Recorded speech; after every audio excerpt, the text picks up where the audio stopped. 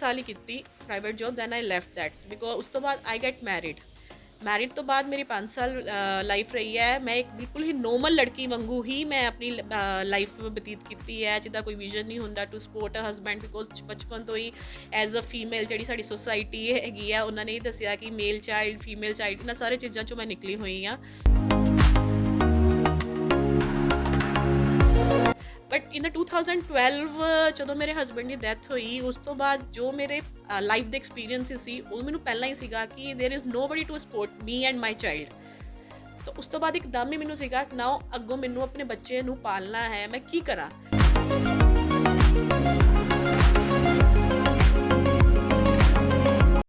ਅਗਰ ਮੈਂ ਅੱਜ ਕੰਪਰੋਮਾਈਜ਼ ਕਰਾਂਗੀ ਤੇ ਮੇਰੀ ਲਾਈਫ ਤੇ ਖਰਾਬ ਹੋਏਗੀ। ਜਦੋਂ ਤੱਕ ਇਹ ਵੱਡਾ ਹੋ ਕੇ ਸੈਟਲ ਹੋਏਗਾ ਉਹਦੀ ਲਾਈਫ ਵੀ ਖਰਾਬ ਹੋਏਗੀ। ਉਹ ਜਿਹੜਾ ਸਪੈਨ ਮੈਂ ਕੈਲਕੂਲੇਟ ਕੀਤਾ ਉਹ 35 ਸਾਲ ਸੀਗਾ। ਪਰ ਉਸ ਤੋਂ ਇਲਾਵਾ ਅਗਰ ਮੈਂ ਅੱਜ ਸਭ ਦੇ ਅਗੇਂਸਟ ਜਾ ਕੇ ਅਗਰ ਮੈਂ ਸਟਰਗਲ ਕਰਦੀ ਹਾਂ, ਉਹ ਸਪੈਨ 10 ਸਾਲ ਦਾ ਹੋਏਗਾ। ਐਂਡ ਉੱਥੇ ਜਿਹੜੀ ਉਹ ਮੇਰੇ ਅੰਦਰ ਦੀ ਬਿਜ਼ਨਸ ਸੈਂਸ ਸੀਗੀ ਉਹਨੇ ਬਿਲਕੁਲ ਕੰਮ ਕੀਤਾ। ਤਾਂ ਅੱਜ 10 ਸਾਲ ਹੋ ਗਏ ਨੇ। ਮੇਰੇ ਹਸਬੈਂਡ ਦੀ ਡੈਥ ਅਪ੍ਰੈਲ 2012 'ਚ ਹੀ ਹੋਈ ਹੈ ਤੇ ਮੈਂ ਹਾਰਡ ਵਰਕ ਕਰਨਾ ਸ਼ੁਰੂ ਕੀਤਾ। ਓਬਵੀਅਸਲੀ ਮੈਂ ਹਰ ਚੀਜ਼ 'ਚੋਂ ਨਿਕਲੀ ਹਾਂ ਜਿਹੜੀ ਸੋਸਾਇਟੀ 'ਚ ਹੁੰਦੀ ਹੈ, ਬਿਕੋਜ਼ ਜਦੋਂ ਤੁਸੀਂ ਮਾਰਕੀਟ 'ਚ ਨਿਕਲਦੇ ਹੋ ਬੀਇੰਗ ਅ ਸਿੰਗਲ ਵੂਮੈਨ, ਜੋ ਤੁਹਾਡੇ ਕੋਲ ਫੈਮਿਲੀ ਦੀ ਕੋਈ ਸਪੋਰਟ ਨਹੀਂ ਹੁੰਦੀ, ਤੁਹਾਡੇ ਕੋਲ ਕਿਸੇ ਦੀ ਕੋਈ ਸਪੋਰਟ ਨਹੀਂ ਹੁੰਦੀ, you are a open piece to the society. But ਮੈਂ ਕਦੀ ਵੀ ਕਿਸੇ ਨਾਲ ਕੰਪਰੋਮਾਈਜ਼ ਨਹੀਂ ਕੀਤਾ। ਮੈਂ ਹਮੇਸ਼ਾ ਆਪਣੀ ਟਰਮਸ 'ਤੇ ਰਹੀ ਹਾਂ, ਕਿਉਂਕਿ ਮੇਰੀ ਲਾਈਫ ਦਾ ਐਕਸਪੈਕਟੇਸ਼ਨ ਲੈਵਲ ਜ਼ਿਆਦਾ ਸੀਗਾ ਕਿ ਮੈਂ ਆਪਣੇ ਬੱਚੇ ਨੂੰ ਹਰ ਚੀਜ਼ ਦੇਣੀ ਹੈ।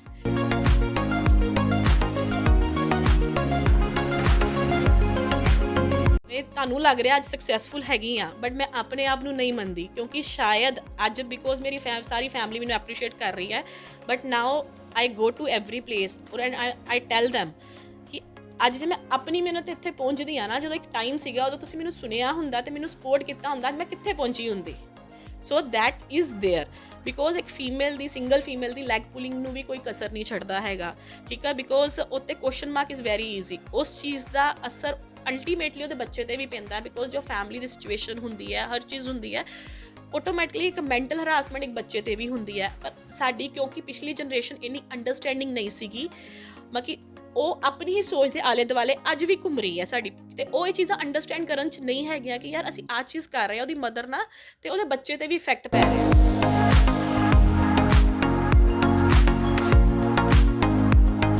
ਮੈਂ ਪੁਰਾਣੇ ਆਫਿਸ ਤੋਂ ਘਰ ਜਾਂਦੀ ਹੁੰਦੀ ਸੀ, ਇੱਕ ਦੋ ਵਾਰੀ ਨਾ ਰਸਤੇ 'ਚ ਪੁਲਿਸ ਵਾਲੇ ਮੈਨੂੰ ਕਹਿੰਦੇ ਮੈਡਮ ਤੁਸੀਂ 11 ਸਮਟਾਈਮਸ ਆਈ ਗੋਟ ਲੇਟ, ਕੋਈ ਸਾਈਟ ਹੈ ਜਾਂ ਆਊਟ ਆਫ ਸਟੇਸ਼ਨ ਮੈਂ ਗਈ ਹਾਂ, ਬਹੁਤ ਕੁਛ ਹੁੰਦਾ ਸਾਡੇ ਨਾਲ ਵੀ, ਤੇ ਮੈਮ ਤੁਸੀਂ ਲੇਟ ਹੋ ਅੱਜ, ਤੁਸੀਂ ਨਾ ਇੰਨੀ ਲੇਟ, ਥੋੜ੍ਹਾ ਜਿਹਾ ਵਾਕਿੰਗ ਡਿਸਟੈਂਸ ਹੈ 5 ਮਿੰਟ ਦਾ ਹੀ, ਤੇ ਤੁਸੀਂ ਨਾ ਆਇਆ ਕਰੋ, ਤੁਹਾਡੇ ਫੋਨ ਹੈ ਹੱਥ ਵਿੱਚ। ਮੈਂ ਉਹਨਾਂ ਨੂੰ ਵੀ ਇਹੀ ਜਵਾਬ ਦਿੰਦੀ ਹਾਂ, ਮੈਂ ਕਿਹਾ ਜੇ ਮੈਨੂੰ ਹੋਣਾ ਹੈ ਨਾ, ਜੇ ਮੇਰਾ ਫੋਨ ਗਵਾਚਣਾ ਹੈ, ਉਹਨੇ ਗਵਾਚ ਹੀ ਜਾਣਾ ਹੈ, ਉਹਦੇ ਵਿੱਚ ਤੁਸੀਂ ਨਹੀਂ ਆ ਕੇ ਉਹਨੂੰ ਕਰਨਾ। ਮੈਂ ਕਿਹਾ ਇੰਸਟੈਡ ਆਫ ਮੈਨੂੰ ਸਮਝਾਉਣ ਦੀ ਬਜਾਏ at least you just concentrate on your duties, ਕਿ ਜਿਹੜੇ ਲੋਕ ਇਹ ਕੰਮ ਕਰਦੇ ਆ ਤੁਸੀਂ ਉਹਨਾਂ ਵੱਲ ਉਹਨਾਂ ਨੂੰ ਡਰਾਓ, ਮੈਨੂੰ ਡਰਾਉਣ ਦੀ ਲੋੜ ਨਹੀਂ ਹੈਗੀ।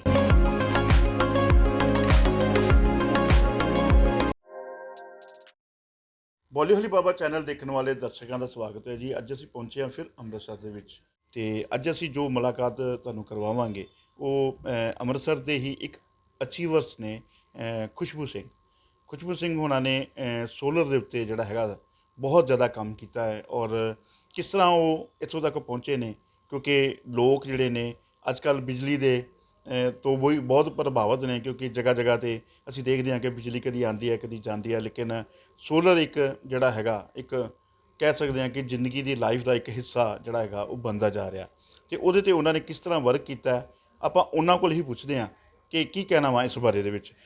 ਹਾਂਜੀ ਖੁਸ਼ਬੂ ਜੀ, ਸਤਿ ਸ਼੍ਰੀ ਅਕਾਲ। ਸਤਿ ਸ਼੍ਰੀ ਅਕਾਲ ਜੀ। ਖੁਸ਼ਬੂ ਜੀ, ਸਭ ਤੋਂ ਪਹਿਲੇ ਤਾਂ ਦੱਸੋ ਕਿ ਤੁਸੀਂ ਆਪਣੇ ਬਾਰੇ, ਕਿ ਤੁਸੀਂ ਕਿੱਥੋਂ ਦੇ ਰਹਿਣ ਵਾਲੇ ਜੇ, ਕਿੱਥੇ ਪੜ੍ਹੇ ਜੇ, ਔਰ ਕਿਸ ਤਰ੍ਹਾਂ ਇਹ ਮਨ ਦੇ ਵਿੱਚ ਆਇਆ ਕਿ ਤੁਸੀਂ ਇਸ ਲਾਈਨ ਨੂੰ ਚੂਜ਼ ਕੀਤਾ। ਮੈਂ ਅੰਮ੍ਰਿਤਸਰ ਤੋਂ ਹੀ ਬੋਰਨ ਐਂਡ ਬੋਟਾ ਪਾ, ਮੈਂ ਹਰਕ੍ਰਿਸ਼ਨ ਸਕੂਲ ਤੋਂ ਪੜ੍ਹੀ ਹੋਈ ਹਾਂ, ਗੋਲਡਨ ਐਵਨਿਊ। ਐਂਡ ਉਸ ਤੋਂ ਬਾਅਦ ਮੈਂ ਗਵਰਨਮੈਂਟ ਕਾਲਜ ਤੋਂ ਆਪਣੀ ਗ੍ਰੈਜੂਏਸ਼ਨ ਕਲੀਅਰ ਕੀਤੀ ਹੈ, ਅਤੇ ਮੈਂ ਪ੍ਰਾਈਵੇਟਲੀ ਐਮਕੋਮ ਕੀਤੀ ਹੈ। ਆਫਟਰ ਐਮਕੋਮ ਉਸ ਟਾਈਮ 'ਤੇ ਜੋ ਮੈਂ ਸੈਲਰੀ ਕਲਾਸ ਫੈਮਿਲੀ ਤੋਂ ਬਿਲੋਂਗ ਕਰਦੀ ਹਾਂ, ਜਿਨ੍ਹਾਂ ਦਾ ਬਿਜ਼ਨਸ ਦਾ ਕੋਈ ਵਿਜ਼ਨ ਨਹੀਂ ਹੁੰਦਾ, ਬਟ ਬਚਪਨ ਤੋਂ ਹੀ ਮੈਂ ਆਪਣੀ ਫੈਮਿਲੀ ਵਿੱਚ ਜਿਹੜੇ ਬਿਜ਼ਨਸ ਕਲਾਸ ਹੁੰਦੇ ਸੀ ਮੈਂ ਦੇਖਦੀ ਹੁੰਦੀ ਸੀ ਕਿ ਯਾਰ ਉਹ ਬਹੁਤ ਫਲਰਿਸ਼ ਕਰ ਰਹੇ ਨੇ, but being a daughter of a government government officer, ਸਾਡੀ ਫੈਮਿਲੀ 'ਚ ਉਹ ਚੀਜ਼ ਨਹੀਂ ਹੋ ਰਹੀ ਜੋ ਉਹਨਾਂ 'ਚ ਹੋ ਰਹੀ ਸੀ, because somehow something was missing. So but I was, ਮੈਂ ਉਸ ਟਾਈਮ ਤੇ ਉਸ ਪੋਜੀਸ਼ਨ ਤੇ ਨਹੀਂ ਸੀ ਜਿਹੜੀ ਅੰਡਰਸਟੈਂਡ ਕਰ ਸਕਾਂ। ਸੋ ਓਬਵੀਅਸਲੀ ਆਫਟਰ ਮਾਈ ਗ੍ਰੈਜੂਏਸ਼ਨ, ਜਦੋਂ ਮੈਂ ਪੋਸਟ ਗ੍ਰੈਜੂਏਟ ਪਰਸਿਊ ਕਰ ਰਹੀ ਸੀ, ਆਈ ਓਪਟ ਫॉर ਅ ਜੌਬ, ਕਿਉਂਕਿ ਫੈਮਿਲੀ ਨੇ ਉਹੀ ਇੱਕ ਵਿਜ਼ਨ ਮੈਨੂੰ ਦਿੱਤਾ ਸੀ ਕਿ ਹਾਂ ਵੀ ਤੁਸੀਂ ਜੌਬ ਕਰਨੀ ਹੈ। ਸੋ ਬਟ ਅੰਦਰ ਦੇ ਜਿਹੜੇ ਜੀਨ ਸੀਗੇ ਉਹ ਪੜ੍ਹਾਈ ਵਾਲੇ ਪਾਸੇ ਨਹੀਂ ਸੀ ਜਾ ਰਹੇ, ਕਿਉਂਕਿ ਅੰਦਰ ਦੇ ਜਿਹੜਾ ਤੁਹਾਡਾ એનર્ਜੀ ਲੈਵਲ ਤੁਹਾਨੂੰ ਓਬਵੀਅਸਲੀ ਜਿਹੜੇ ਤੁਹਾਡਾ ਪੈਸ਼ਨ ਹੈ ਤੁਹਾਨੂੰ ਉਹਦੇ ਵੱਲ ਅਟਰੈਕਟ ਕਰਦਾ ਵੈ। ਸੋ ਮੈਨੂੰ ਗਵਰਨਮੈਂਟ ਜੌਬ ਵਾਲੇ ਪਾਸੇ ਮੈਂ ਜਾ ਨਹੀਂ ਸਕੀ, ਕਿਉਂਕਿ ਫਾਦਰ ਦੀ ਪਹਿਲਾਂ ਹੀ ਡੈਥ ਹੋ ਚੁੱਕੀ ਸੀਗੀ ਅਤੇ ਕੋਈ ਹੋਰ ਵੀ ਸਪੋਰਟ ਕਰਨ ਵਾਲਾ ਨਹੀਂ ਸੀਗਾ। ਅਤੇ I went into the private job, ਅਤੇ ਪਰ ਮੈਂ 1 ਸਾਲ ਹੀ ਕੀਤੀ private job, then I left that because ਉਸ ਤੋਂ ਬਾਅਦ ਆਈ ਗੈਟ ਮੈਰਿਡ।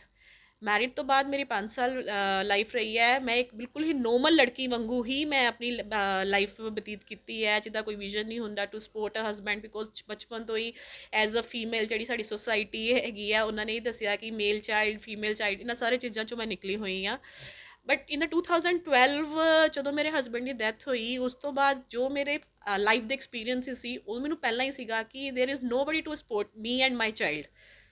ਤਾਂ ਉਸ ਤੋਂ ਬਾਅਦ ਇੱਕਦਮ ਹੀ ਮੈਨੂੰ ਸੀਗਾ ਨਾਓ ਅੱਗੋਂ ਮੈਨੂੰ ਆਪਣੇ ਬੱਚੇ ਨੂੰ ਪਾਲਣਾ ਹੈ, ਮੈਂ ਕੀ ਕਰਾਂ। So first option instead of going towards business, ਕਿਉਂਕਿ ਕਿਸੇ ਨੂੰ ਵੀ ਮੇਰੀ ਫੈਮਿਲੀ ਨੂੰ ਬਿਜ਼ਨਸ ਦਾ ਨਹੀਂ ਪਤਾ ਸੀਗਾ, ਔਰ ਜਿਹੜੇ ਬਿਜ਼ਨਸ ਤੇ ਸੀ ਉਹ ਬਹੁਤ ਅੱਛੇ ਲੈਵਲ ਤੇ ਸੀਗੇ, ਉਹ ਮੈਨੂੰ ਗਾਈਡ ਨਹੀਂ ਸੀ ਕਰ ਸਕਦੇ। ਉਹਨਾਂ ਦਾ ਵੀ ਇਹੀ ਫੋਕਸ ਸੀ ਫੀਮੇਲ ਜੌਬ ਕਰੇ, 9 to 5 ਜੌਬ ਕਰੇ, ਦੈਨ ਅਬ ਘਰ ਆਵੇ ਐਂਡ ਦੈਨ ਮਤਲਬ ਆਪਣੇ ਲਾਈਫ ਨਾਲ ਸਟਰਗਲ ਕਰਦੀ ਰਵੇ, ਉਹਨੂੰ ਇੱਕ ਇੰਡੀਪੈਂਡੈਂਸ ਨਹੀਂ ਦੇਣੀ ਸੀ। ਔਰ ਮੇਰਾ ਅੰਦਰ ਦਾ ਐਨਰਜੀ ਲੈਵਲ ਆਲਵੇਜ਼ ਇਹ ਕਹਿੰਦਾ ਸੀ ਕੀ ਕਰਨਾ। ਸੋ ਮੈਂ ਆਪਣੀ ਪਹਿਲੀ ਜੌਬ ਜਿਹੜੀ ਐਕਚੁਅਲ ਸ਼ੁਰੂ ਕੀਤੀ ਹੈ ਜਰਨੀ 2012 ਵਿੱਚ ਐਮਵੇ ਦੀ ਡੈਕਸ ਜੌਬ ਤੇ ਸ਼ੁਰੂ ਕੀਤੀ ਸੀਗੀ। ਉਸ ਤੋਂ ਬਾਅਦ within a span of 1 year ਮੈਨੂੰ ਜਸ਼ਨ ਤੋਂ ਮੈਨੇਜਰ ਦਾ ਆਪਸ਼ਨ ਮਿਲਿਆ, ਆਈ ਕਲਿੱਕ ਇਟ। ਉਹ ਇੱਕ ladies woman store C, because ਸਭ ਤੋਂ ਪਹਿਲਾਂ as a females the attraction ਜਿਹੜੀ ਹੁੰਦੀ ਹੈ ਉਹ ਇੱਕ ਲੇਡੀਜ਼ ਗਾਰਮੈਂਟ ਵਾਲੇ ਪਾਸੇ ਹੀ ਹੁੰਦੀ ਹੈ, ਬਿਕੋਜ਼ ਸਾਡੀ ਸੋਸਾਇਟੀ ਸਾਡੇ ਦਿਮਾਗ ਵਿੱਚ ਪਾ ਦਿੰਦੀ ਹੈ being a female these are the segments. ਉਹ ਸਾਨੂੰ ਪਹਿਲਾਂ ਹੀ ਬਾਈਫ੍ਰੀਕੇਟ ਕਰ ਦਿੰਦੀ ਕਿ jewellery is your segment, footwear is your segment, dressing is a segment. ਕਿਉਂਕਿ ਮੈਂ ਕਾਲਜ ਟਾਈਮ ਦੇ ਨਾਲ ਵੀ ਆਪਣੀ ਅਰਨਿੰਗ ਵਾਸਤੇ ਮੈਂ ਟਿਊਸ਼ਨਸ ਵੀ ਪੜ੍ਹਾਈਆਂ ਨੇ, ਮੈਂ +2 ਤੋਂ ਬਾਅਦ ਮਹਿੰਦੀ ਵੀ ਲਗਾਈ ਹੈ। So before that I was trying, but ਕੋਈ ਅੱਗੋਂ ਜੋ ਚੀਜ਼ ਮੈਂ ਚਾਹੁੰਦੀ ਸੀ ਮੈਨੂੰ ਕੋਈ ਵਿਜ਼ਨ ਦੇਣ ਵਾਲਾ ਕੋਈ ਵੀ ਨਹੀਂ ਸੀਗਾ ਪਹਿਲਾਂ ਵੀ। ਸੋ ਮੈਂ ਜੌਬ ਵਿੱਚ ਹੀ ਕੰਟੀਨਿਊ ਕੀਤਾ। ਜਦੋਂ ਮੈਂ ਰਿਤੂ ਕੁਮਾਰ 'ਤੇ ਆਈ ਸੀਗੀ, ਅਤੇ ਰਿਤੂ ਕੁਮਾਰ 'ਤੇ ਮੈਂ ਦੇਖਿਆ she is a world famous designer, 94 ਤੋਂ ਲੈ ਕੇ 2000 ਦੇ ਸਾਰੇ miss universe and miss world ਉਹਨਾਂ ਨੇ ਹੀ ਡਿਜ਼ਾਈਨ ਕੀਤੇ ਸੀਗੇ। ਦੇਖਿਆ ਉਹਨਾਂ ਦੇ ਜਿੰਨੇ ਵੀ ਵਰਲਡ ਵਾਈਡ ਸਟੋਰ ਹੈ ਉੱਥੇ ਸਿਰਫ ਫੀਮੇਲਸ ਨੇ, ਸਿਰਫ ਉੱਥੇ ਤੁਹਾਨੂੰ ਇੱਕ ਹੈਲਪਰ ਮਿਲੇਗਾ as a male candidate, otherwise everything is getting managed by females only. ਅਤੇ ਜਦੋਂ ਮੈਂ ਦੇਖਿਆ ਮੈਂ ਕਿਹਾ ਅਗਰ ਉਹ ਕਰ ਸਕਦੇ ਹੈ ਤਾਂ ਅਸੀਂ ਕਿਉਂ ਨਹੀਂ ਕਰ ਸਕਦੇ। ਠੀਕ ਹੈ, ਓਬਵੀਅਸਲੀ ਉਹਨਾਂ ਦਾ ਲੈਵਲ ਬਹੁਤ ਉੱਚਾ, ਅੱਜ ਅਸੀਂ ਸਟਾਰਟ ਕਰਾਂਗੇ ਕਿਤੇ ਨਾ ਕਿਤੇ ਪਹੁੰਚਾਂਗੇ। ਸੋ ਉਹਦੇ ਨਾਲ ਨਾਲ ਮੇਰੇ ਦਿਮਾਗ ਵਿੱਚ ਜਿਹੜਾ ਅੰਦਰ ਬਿਜ਼ਨਸ ਦਾ ਕੀੜਾ ਸੀਗਾ, ਜਿਹੜਾ ਪਹਿਲਾਂ ਤੋਂ ਹੀ ਕੁਛ ਨਾ ਕੁਛ ਛੋਟੇ ਮੋਟੇ ਪਹਿਲਾਂ ਵੀ ਐਕਸਪੈਰੀਮੈਂਟ ਕਰ ਚੁੱਕਾ ਸੀ, but I was not successful, ਉਹਨੇ ਕਰਨੇ ਸ਼ੁਰੂ ਕੀਤੇ। ਅਤੇ so I start focusing on the product ਕਿ ਜਿੰਨਾ ਕਿਸੇ ਦਾ ਫਾਇਦਾ ਹੋਵੇ। ਐਂਡ ਉਸ ਤੋਂ ਬਾਅਦ ਇੱਕ ਪ੍ਰੋਡਕਟ ਆਇਆ ਮੇਰੇ ਕੋਲ ਸੋਲਰ, ਤਾਂ ਮੈਂ ਉਹਦੇ ਨਾਲ ਸਟੱਡੀ ਕਰਨਾ ਸ਼ੁਰੂ ਕੀਤਾ। 2018 'ਚ ਮੇਰੀ ਸ਼ੁਰੂ ਹੋ ਚੁੱਕੀ ਸੀ ਸਟੱਡੀ।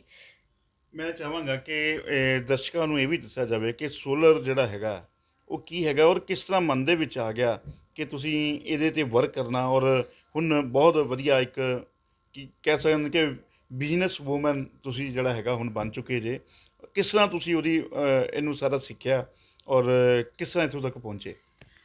ਪਹਿਲਾਂ ਤਾਂ ਜਦੋਂ ਮੇਰੇ ਦਿਮਾਗ ਵਿੱਚ ਮੈਨੂੰ ਨਾ ਮੇਰੇ ਇੱਕ ਫਰੈਂਡ ਵੀ ਸੀਗੇ, ਉਹਨਾਂ ਨੇ ਚੰਡੀਗੜ੍ਹ ਕਿਸੇ ਪਰਸਨ ਨਾਲ ਮੀਟਿੰਗ ਕਰਵਾਈ, ਕਹਿੰਦੇ ਉਹਦੇ ਕੋਲ ਇੱਕ ਪ੍ਰੋਜੈਕਟ ਹੈ, just go and understand. Because ਸਭ ਨੂੰ ਪਤਾ ਹੈ ਕਿ ਮੈਂ ਬਿਜ਼ਨਸ ਵਾਸਤੇ ਬਹੁਤ ਕਿਊਰੀਅਸ ਸੀ। ਮੈਂ ਆਪਣੇ ਮੇਰੇ ਕੋਈ ਸਪੋਰਟਰਸ ਵੀ ਸੀਗੇ ਜਿਨ੍ਹਾਂ ਦੇ ਆਪਣੇ ਬਿਜ਼ਨਸ 'ਚ ਜਿਹੜੇ ਆੜਤ ਸੀਗੇ ਜਾਂ ਜਿਹੜਾ, ਉਹਨਾਂ ਨਾਲ ਮੈਂ ਬੜਾ ਟਾਈਮ ਸਪੈਂਡ ਕੀਤਾ ਜਸਟ ਟੂ ਅੰਡਰਸਟੈਂਡ ਕਿ ਉਹ ਬਿਜ਼ਨਸ ਕਰਦੇ ਕਿੱਦਾਂ ਹੈ, ਕਿਉਂਕਿ ਮੈਨੂੰ ਕੋਈ ਗਾਈਡ ਕਰਨ ਵਾਲਾ ਨਹੀਂ ਸੀ। ਇੱਦਾਂ ਹੀ ਮੇਰੇ ਨੋਨ ਸੀ, ਉਹਨਾਂ ਨੂੰ ਪਤਾ ਸੀ ਇਹ ਬਹੁਤ ਕੀਨ ਹੈ ਬਿਜ਼ਨਸ ਵਾਸਤੇ, ਅਤੇ ਉਹਨਾਂ ਨੇ ਮੈਨੂੰ ਕਨੈਕਟ ਕਰਵਾਇਆ ਚੰਡੀਗੜ੍ਹ। ਉਹਨਾਂ ਨੇ ਮੈਨੂੰ ਸੋਲਰ ਬਾਰੇ ਕੰਸੈਪਟ ਬਾਰੇ ਕਲੀਅਰ ਕੀਤਾ, ਇੱਦਾਂ ਇੱਦਾਂ ਇੱਦਾਂ ਹੈਗਾ ਵੈ, ਟੈਕਨੀਸ਼ੀਅਨ ਟੀਮ ਹੈ, ਕੰਪਨੀ ਟ੍ਰੇਨ ਕਰਦੀ ਹੈਗੀ ਆ, ਜਿੰਨਾ ਤੁਸੀਂ ਬਾਅਦ 'ਚੋਂ ਅੱਗੋਂ ਸੋਲਰ ਲਗਾ ਸਕਦੇ ਹੋ। ਸਾਡੀਆਂ ਪ੍ਰੋਪਰ ਟ੍ਰੇਨਿੰਗਸ ਲਗਾਈਆਂ, ਫਿਰ ਅਸੀਂ ਉਹਨਾਂ ਨਾਲ ਐਸੋਸੀਏਸ਼ਨ ਕੀਤੀ। ਠੀਕ ਹੈ, ਐਸੋਸੀਏਸ਼ਨ ਕੀਤੀ ਅਤੇ ਅਸੀਂ ਕੀ ਉਹਨਾਂ ਨੇ ਸਾਨੂੰ ਸਿਖਾਇਆ, 1-2 ਪ੍ਰੋਜੈਕਟ ਅਸੀਂ ਉਹਨਾਂ ਨਾਲ ਕੀਤੇ। ਉਸ ਤੋਂ ਬਾਅਦ ਫਿਰ ਜਦੋਂ ਹੋਇਆ ਕਿ ਅਸੀਂ ਹੁਣ ਅੰਮ੍ਰਿਤਸਰ ਵਿੱਚ ਲੈਣਾ, then we came back in Amritsar. ਠੀਕ ਹੈ, ਫਿਰ ਇੱਥੇ ਵੀ ਅਸੀਂ ਫਿਰ ਆਪਣੀ ਟੀਮ ਦੇਖੀ ਜਿਹੜੀਆਂ ਆਲਰੇਡੀ ਮਾਰਕੀਟ 'ਚ ਵਰਕਿੰਗ ਟੀਮਸ ਹੈਗੀਆਂ ਸੀਗੀਆਂ, ਅਸੀਂ ਉਹਨਾਂ ਨਾਲ ਆਪਣੀ ਐਸੋਸੀਏਸ਼ਨ ਬਣਾਈ। So this is the process how I came into solar.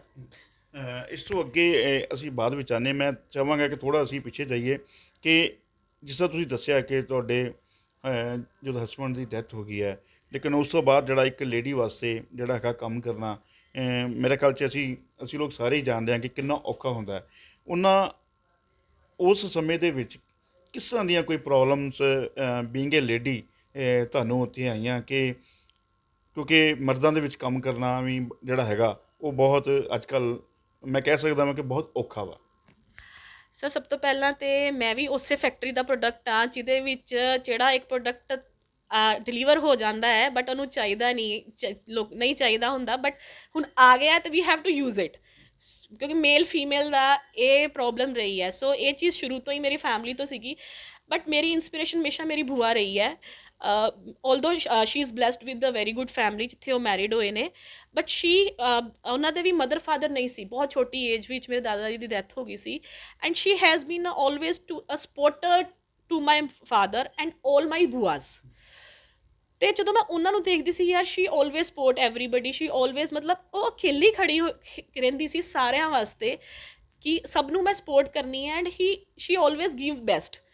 ਸਭ ਤੋਂ ਪਹਿਲਾਂ ਤਾਂ ਮੈਨੂੰ ਇੰਸਪੀਰੇਸ਼ਨ ਛੋਟੇ ਹੁੰਦੇ ਤੋਂ ਮੈਂ ਉਹਨਾਂ ਨੂੰ ਆਪਣਾ ਫੋਲੋਵਰ ਬਣਾਇਆ ਕਿ ਹਾਂ ਵੀ ਬਿਕੋਜ਼ ਮੈਨੂੰ ਵੀ ਆਤਾ ਜਦੋਂ ਮੇਰੇ ਨਾਲ ਇੰਸੀਡੈਂਟਸ ਹੋਇਆ, ਤੇ ਹਮੇਸ਼ਾ ਆਈ ਥਿੰਕ ਆਫ ਦੈਟ ਅਗਰ ਸ਼ੀ ਕੈਨ ਡੂ ਤਾਂ obviously I have to do. ਜਿਸ ਤਰ੍ਹਾਂ ਕਿ ਤੁਸੀਂ ਦੱਸਿਆ ਕਿ ਕਹਿੰਦੇ ਨੇ ਕਿ ਜਦੋਂ ਇੱਕ ਲੇਡੀ ਦਾ ਜਿਹੜਾ ਵਿਆਹ ਹੋ ਜਾਂਦਾ ਹੈ, ਵਿਆਹ ਤੋਂ ਬਾਅਦ ਉਹ ਸਾਰਾ ਨਿਰਭਰ ਜਿਹੜੀ ਹੈ ਉਹ ਆਪਣੇ ਹਸਬੈਂਡ 'ਤੇ ਖਾਸ ਕਰਕੇ ਹੁੰਦੀ ਹੈ, ਅਤੇ ਹਸਬੈਂਡ ਦੇ ਤੁਹਾਡੇ ਜਦੋਂ ਡੈਥ ਹੋ ਗਈ ਉਸ ਤੋਂ ਬਾਅਦ ਬਹੁਤ ਸਾਰੀਆਂ ਮੁਸ਼ਕਲਾਂ ਦਾ ਸਾਹਮਣਾ ਕਰਨਾ ਪੈਂਦਾ ਇੱਕ ਲੇਡੀ ਨੂੰ ਵੀ। ਮੈਂ ਚਾਹਾਂਗਾ ਕਿ ਦਰਸ਼ਕਾਂ ਨੂੰ ਥੋੜ੍ਹਾ ਦੱਸੋ ਕਿ ਕਿਸ ਤਰ੍ਹਾਂ ਤੁਸੀਂ ਸਟਰਗਲ ਦੇ ਵਿੱਚ ਸਾਰਾ ਕੀਤਾ ਹੈ। ਇਹਦੇ ਵਾਸਤੇ ਸਭ ਤੋਂ ਪਹਿਲਾਂ ਮੈਂ ਥੈਂਕ ਯੂ ਤਾਂ ਕਵਾਂਗੀ ਆਪਣੇ ਬੇਟੇ ਨੂੰ, ਤਰੁਣਪ੍ਰੀਤ ਸਿੰਘ ਉਹਦਾ ਨਾਮ ਹੈ। I am blessed with the extra ordinary child. ਜਦੋਂ ਮੈਂ ਆਪਣਾ ਬੇਬੀ ਮੇਰਾ ਹੋਇਆ ਸੀਗਾ, ਸੋ ਬੀਇੰਗ ਅ ਵੂਮੈਨ ਮੇਰੇ ਅੰਦਰ ਦਾ ਜੋ ਪਹਿਲਾ ਇਨਸੈਂਸ ਹੈ ਐਜ਼ ਅ ਮਦਰ, ਕਿ ਅਗਰ ਮੈਂ ਉਹਨੂੰ ਪੈਦਾ ਕੀਤਾ ਹੈ, it's all about my duties to serve him. ਭਾਵੇਂ ਉਹਦੇ ਅੱਜ ਫਾਦਰ ਹੈਗੇ ਹੈ ਨਹੀਂ ਹੈਗੇ, ਸੋ ਉਹਨੂੰ ਹਰ ਚੀਜ਼ ਦੇਣਾ। ਉਹ ਬਾਕੀਆਂ ਦੀ ਤਰ੍ਹਾਂ ਜਿੱਦਾਂ ਮੈਂ ਆਲਰੇਡੀ ਸੁਸਾਇਟੀ 'ਚ ਦੇਖਦੀ ਸੀਗੀ, ਜਦੋਂ ਫਾਦਰ ਨਹੀਂ ਰਹਿੰਦੇ ਬੱਚਾ ਐਕਸਪਲੋਇਟ ਹੁੰਦਾ ਹੈ ਬਿਕੋਜ਼ ਇੱਕ ਪ੍ਰੈਸ਼ਰ ਪਾਇਆ ਜਾਂਦਾ ਵੂਮੈਨਸ 'ਤੇ ਟੂ ਐਡਜਸਟ ਦੈਟ।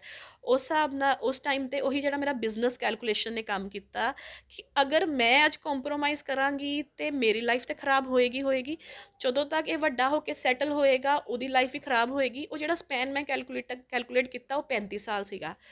ਪਰ ਉਸ ਤੋਂ ਇਲਾਵਾ ਅਗਰ ਮੈਂ ਅੱਜ ਸਭ ਦੇ ਅਗੇਂਸਟ ਜਾ ਕੇ ਅਗਰ ਮੈਂ ਸਟਰਗਲ ਕਰਦੀ ਹਾਂ, ਉਹ ਸਪੈਨ 10 ਸਾਲ ਦਾ ਹੋਏਗਾ।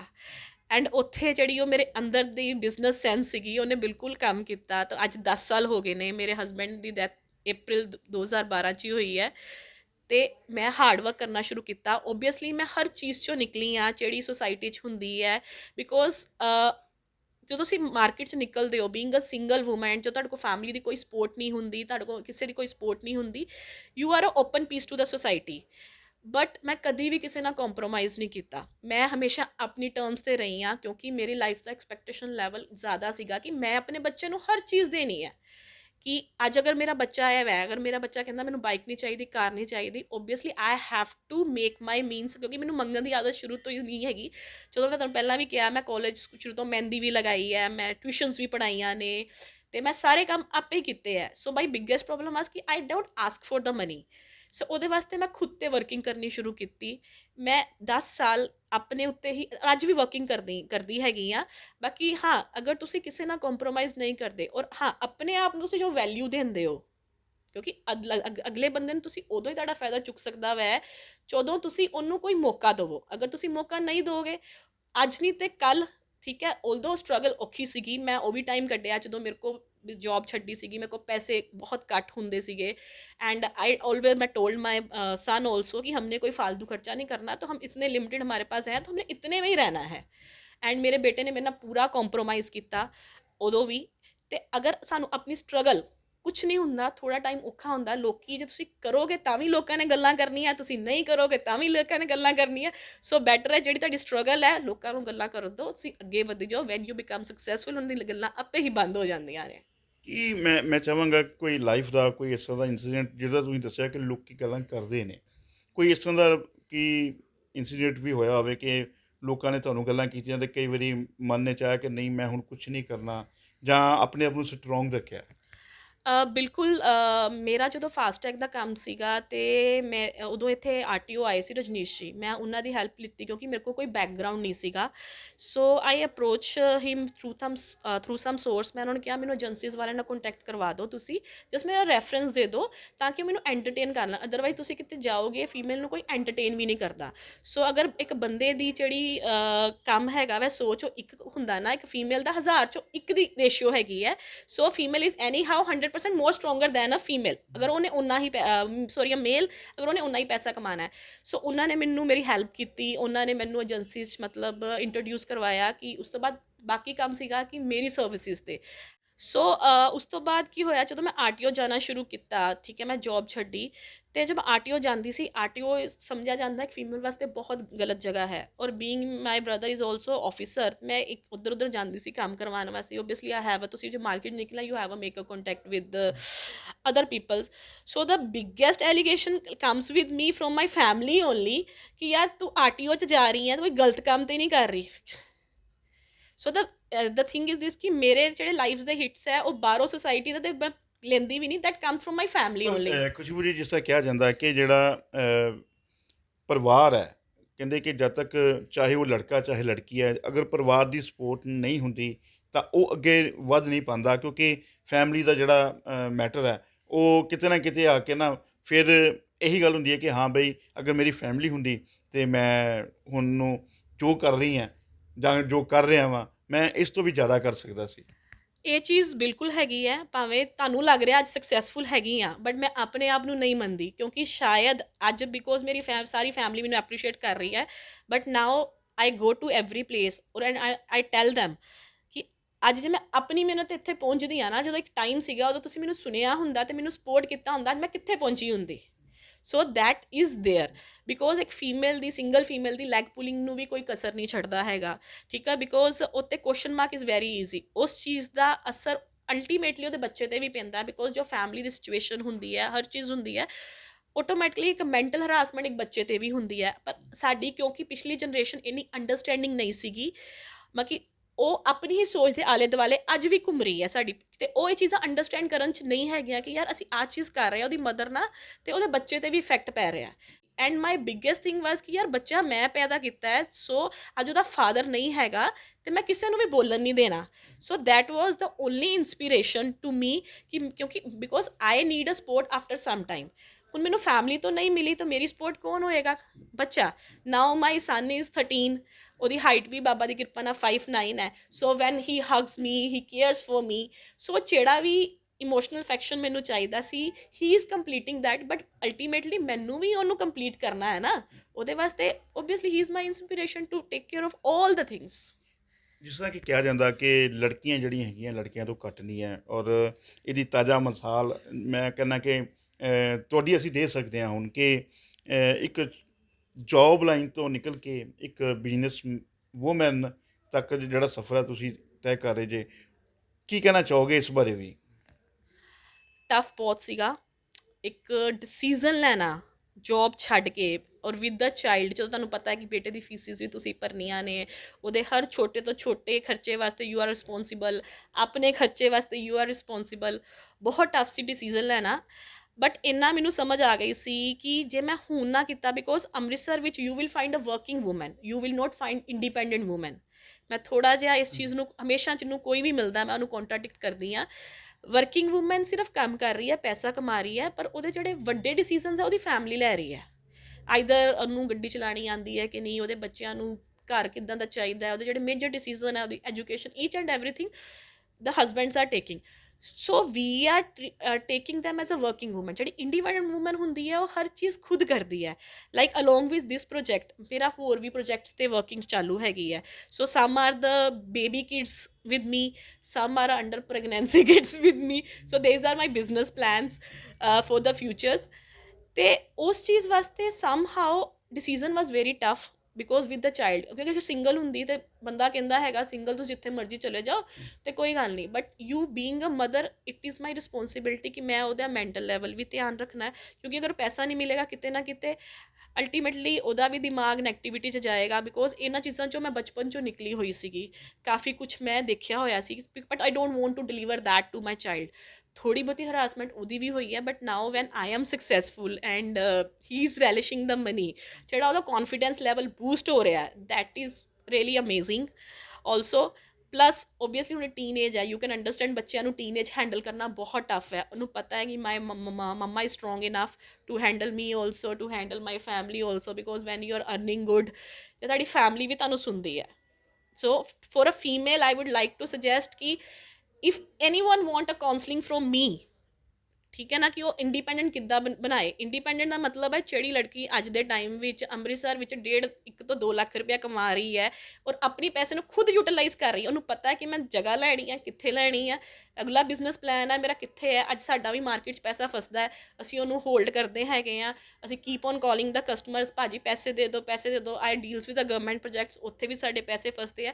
ਸੋ ਐਵਰੀ ਪੋਲੀਟੀਕਲ ਲੈਵਲ ਹੈਂਡਲਿੰਗ, ਜਦੋਂ ਤੁਸੀਂ ਇੱਕ ਲੈਵਲ 'ਤੇ ਪਹੁੰਚ ਜਾਂਦੇ ਹੋ, ਉਹ ਤੁਹਾਡੀ ਸੁਸਾਇਟੀ ਵਿੱਚ ਤੁਹਾਨੂੰ ਮੇਲਸ ਨੂੰ ਵੀ ਸਮਝ ਆਉਂਦੀ ਹੈ। Now you don't have to take ਪੰਗਾ ਵਿਦ ਦ ਲੇਡੀ, ਬਾਕੀ she is a practical lady, ਅਤੇ ਉਹਨੂੰ ਅਸੀਂ ਉੱਦਾਂ ਹੀ ਟਰੀਟ ਕਰਦਾ ਜਿੱਦਾਂ ਇਸ ਅ ਮੇਲ ਦੀ ਟਰੀਟ ਕਰਨਾ, and female also become a strong. ਜਿਸ ਤਰ੍ਹਾਂ ਕਿ ਅਸੀਂ ਦੇਖਦੇ ਹਾਂ ਕਿ ਹਜੇ ਵੀ ਬਹੁਤ ਸਾਰੀਆਂ ਲੜਕੀਆਂ ਨੇ ਇਸ ਤਰ੍ਹਾਂ ਦੇ, ਜਾਂ ਉਹਨਾਂ ਦੇ ਮਾਤਾ ਪਿਤਾ ਨੇ, ਹਜੇ ਵੀ ਉਹਨਾਂ ਦੇ ਦਿਮਾਗ ਵਿੱਚ ਧਾਰਨਾ ਹੈਗੀ ਹੈ ਕਿ ਨਹੀਂ ਅਸੀਂ ਆਪਣੀ ਲੜਕੀ ਨੂੰ ਬਾਹਰ ਨਹੀਂ ਭੇਜਣਾ, ਜਾਂ ਮੈਂ ਹਰ ਲੜਕੀ ਜਾਏਗੀ ਉਹ ਮਰਦਾਂ ਦੇ ਵਿੱਚ ਕੰਮ ਕਰੇਗੀ, ਪਤਾ ਨਹੀਂ ਕੀ ਹੋ ਜਾਏਗਾ। ਹਜੇ ਵੀ ਇਹ ਜਿਹੜੀ ਧਾਰਨਾ ਵਾ ਹਜੇ ਵੀ ਪੇਰੈਂਟਸ ਦੇ ਵਿੱਚੋਂ ਨਹੀਂ ਜਾ ਰਹੀ। ਕੀ ਇੱਕ ਤੁਸੀਂ ਇੱਕ ਮੈਸੇਜ ਵੀ ਦੇਣਾ ਚਾਹੋਗੇ, ਕਿਉਂਕਿ ਉਹਦੀ ਐਗਜ਼ਾਮਪਲ ਤੁਸੀਂ ਆਪ ਜੇ ਖੁਦ, ਕਿ ਕਿਸ ਤਰ੍ਹਾਂ ਤੁਸੀਂ ਇੱਕ ਬਿਜ਼ਨਸ ਵੂਮਨ ਬਣੇ।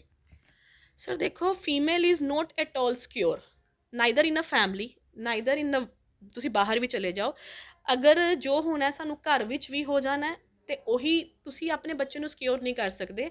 ਕਿਉਂਕਿ ਜਦੋਂ ਮੇਰੀ ਇਹ ਗੱਲ ਸੀਗੀ, ਦ ਫਸਟ ਥਿੰਗ, ਜਦੋਂ ਮੈਂ ਟ੍ਰੇਨਿੰਗ ਤੋਂ ਵਾਪਿਸ ਆਈ ਸੀ, ਮੇਰੇ 12 ਵਜੇ ਜਦੋਂ ਮੇਰੀ ਟ੍ਰੇਨ ਲੇਟ ਸੀ, when I ask some my family to take me up and he said no my son ਨੇ, ਮਤਲਬ ਮਾਈ ਮੋਮ ਸੇਡ ਮੇਰਾ ਬੇਟਾ ਸੋ ਰਿਹਾ, ਅਤੇ 12 ਵਜੇ ਮੈਂ ਉਦੋਂ ਇਕੱਲੀ ਘਰ ਆਈ ਸੀ, ਮੈਨੂੰ ਵੀ ਡਰ ਲੱਗਾ ਸੀ, ਆਟੋ 'ਤੇ ਬੈਠਣ ਲੱਗੇ ਵੀ ਡਰ ਲੱਗਾ ਸੀ, but I accept the way it is. ਮੈਂ ਬਾਬੇ ਦਾ ਨਾਮ ਲਿੱਤਾ and I came along.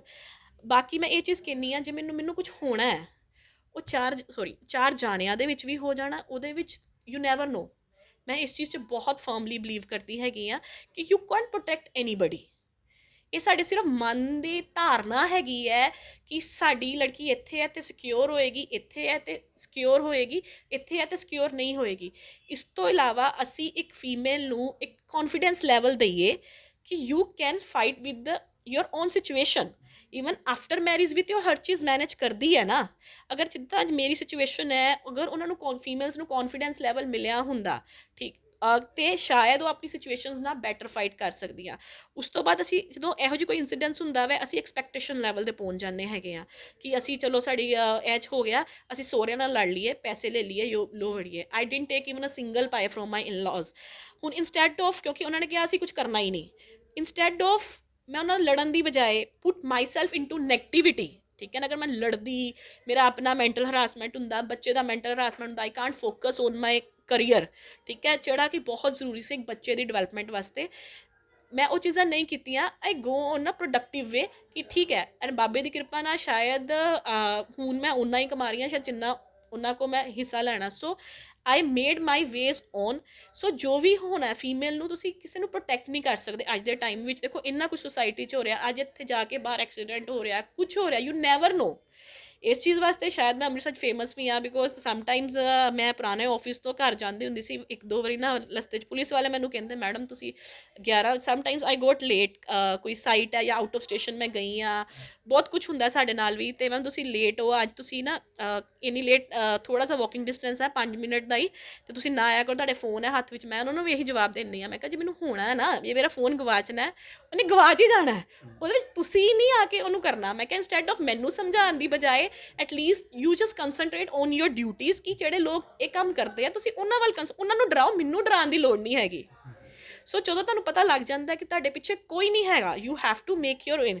And ਉਸ ਤੋਂ ਬਾਅਦ ਤੁਸੀਂ ਜਦੋਂ ਰੱਬ ਦੀ ਇੱਕ ਜਰਨੀ ਤੁਸੀਂ ਲੈਂਦੇ ਹੋ, ਉਹ ਆਪੇ ਹੀ ਆ ਜਾਂਦਾ ਹੈ। ਉਸ ਤੋਂ ਬਾਅਦ ਸਿਰਫ ਤੁਹਾਡਾ ਵਿਜ਼ਨ ਵੱਡਾ ਹੋਣਾ ਚਾਹੀਦਾ। ਜਦੋਂ ਤੁਹਾਡਾ ਵਿਜ਼ਨ ਵੱਡਾ ਨਾ, ਹਰ ਬੰਦੇ ਨੂੰ, because I work with the political level, I work with officer level, ਸਭ ਨੂੰ ਪਤਾ ਹੈ ਇਹਦਾ ਵਿਜ਼ਨ ਬਹੁਤ ਵੱਡਾ ਹੈ, ਫਿਰ ਕੋਈ ਤੁਹਾਨੂੰ ਐਕਸਪਲੋਇਟ ਵੀ ਨਹੀਂ ਕਰਦਾ। ਜਿਸ ਤਰ੍ਹਾਂ ਕਿ ਤੁਸੀਂ ਹੁਣ ਬਿਜ਼ਨਸ ਕਰ ਰਹੇ ਜੇ, ਕਿ ਕਦੀ ਮੈਂ ਚਾਹਾਂਗਾ ਕਿ ਕਦੀ ਮਨ ਦੇ ਵਿੱਚ ਆਇਆ ਕਦੀ ਕਿਸੇ ਨੂੰ ਮਿਸ ਕੀਤਾ ਹੋਵੇ ਕਿ ਮੈਂ ਹਾਂ, ਕਿ ਮੈਂ ਹੁਣ ਮੇਰੇ ਨਾਲ ਹੁੰਦੇ ਤੇ ਮੈਂ ਕਿਤੇ ਦੀ ਕਿੱਥੇ ਹੁੰਦੀ। ਬਿਲਕੁਲ ਉਹ ਚੀਜ਼ ਤੇ ਹੁੰਦੀ ਹੈ ਕਿ ਅਗਰ ਫੈਮਿਲੀ ਦੀ ਸਪੋਰਟ ਹੁੰਦੀ ਸ਼ਾਇਦ ਹੁਣ ਤੱਕ ਮੇਰਾ ਘਰ ਬਣਿਆ ਹੁੰਦਾ। ਬਿਕੋਜ਼ ਇੱਕ ਜਿਹੜੀ ਇੱਕ ਇੰਪੋਰਟੈਂਸ ਜਿਹੜੀ ਬੱਚੇ ਨੂੰ ਮਿਲਦੀ ਹੈ, ਠੀਕ ਹੈ ਨਾ, ਇੱਕ ਫੈਮਿਲੀ ਵਿੱਚ ਜਦੋਂ ਦਾ ਫਾਦਰ ਹੁੰਦਾ ਵੈ ਕਿ ਪ੍ਰੈਫਰੈਂਸ ਮਿਲਦੀ ਹੈ ਫੀਮੇਲ ਨੂੰ, ਭਾਵੇਂ ਜਿੰਨਾ ਮਰਜ਼ੀ ਕਮਾ ਲੇ, ਕੁਛ ਵੀ ਪ੍ਰੋਬਲਮ ਹੁੰਦੀ ਹੈ ਉਹਨੂੰ ਗਾਲਾਂ ਕੱਢੀਆਂ ਹੀ ਜਾਂਦੀਆਂ ਹੈਗੀਆਂ ਨੇ।